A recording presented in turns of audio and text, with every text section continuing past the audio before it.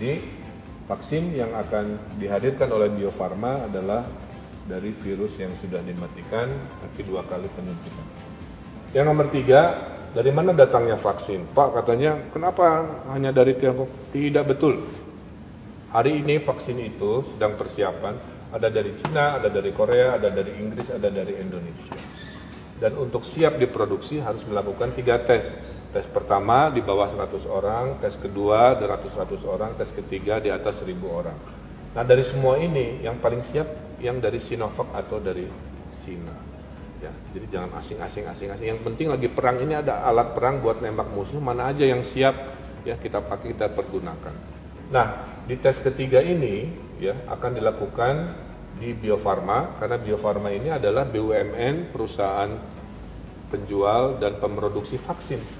Sudah teruji, produknya selalu halal, kerjasama dengan tim kesehatan dari kedokteran Unpad, dan Bio Farma sudah mengekspor vaksin kemana-mana, dan prosedurnya memang selalu 3. 2 tes di negeri sendiri, tes ketiga di negeri yang memang membutuhkan vaksin ini. Dan ingat ya, kita tidak membeli barangnya dari luar negeri, hanya rumus menghasilkan si vaksinnya yang dikerjasamakan, tapi produksinya dari 0 sampai 100%-nya itu ada di Bandung melalui Bio Farma di Jawa Barat. Nah mudah-mudahan ini menjelaskan kenapa yang kita pergunakan dari Tiongkok duluan, kenapa Bio Farma dan keyakinan-keyakinan lain. Kemudian yang keempat, prosesnya yang ketiga ini dicari relawan sejumlah 1.620. Kenapa angkanya khusus? Sebenarnya ini adalah angka statistik seperti survei pilkada, jadi 1.200 sampel. Nah ini juga sama, ada 1.600-an, sudah lebih dari cukup untuk mengukur apakah imunitasnya naik atau turun. Usianya 20 sampai 59, saya masih 49, masuk kategori harus sehat, nanti diasuransikan juga ya.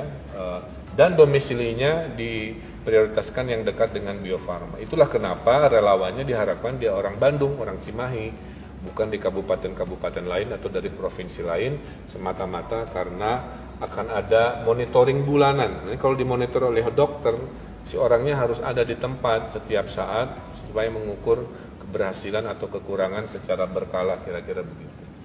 Nah, Pak, apakah ada efek samping?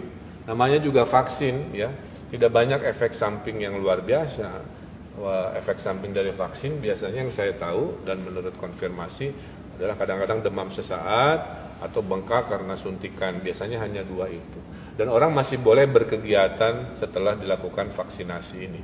Jadi ini hanya penambahan suplemen ya berupa vaksin agar imunitas kita naik. Makanya keberhasilan kenapa harus ada tes ketiga, nanti diukur jika imunitasnya naik di atas 90%, maka vaksin itu berhasil untuk genetika orang Indonesia. Tapi kalau ternyata imunitasnya naiknya sedikit, berarti vaksin itu tidak layak diproduksi.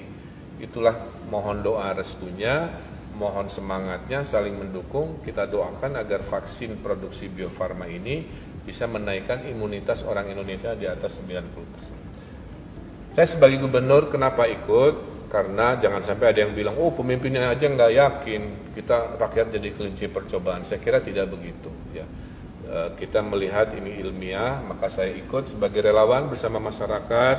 Saya ikut divaksin juga, sama-sama di wawancara dokter, di kontrol rutin dan sebagainya.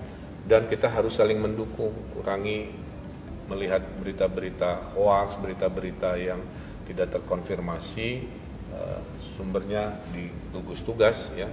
Kalau saya yakin saya berhasil, maka saya menjadi testimoni yang valid. Karena saya pernah menjadi relawan, sehingga kalau nanti dipergunakan ke rakyat Jawa Barat, Indonesia, bukti gubernurnya juga sudah melakukan proses itu, mudah-mudahan menenangkan dan meyakinkan. Terakhir, kalau lancar sampai Desember, ya 1.620 orang ini, dan imunitas naik di atas 90%, maka produksi bisa dimulai di Januari 2021, sambil produksi, pemberian vaksin bisa dilakukan ke kelompok yang rawan-rawan dulu, sambil nanti untuk seluruh rakyat Indonesianya mungkin di 2022. Jadi perjalanan masih panjang. Oleh karena itu dukung berita baik ini, ya, hindari diskusi-diskusi dengan orang-orang yang tidak kompeten, Kalau mau pintar, bergaulah dengan orang-orang pintar. Kalau mau negatif, ya bergaul dengan orang-orang negatif, pasti ke bawah negatif. Tapi kalau mau optimis, bergaulah dengan Gubernur Jawa Barat. Insya Allah kita selalu optimis.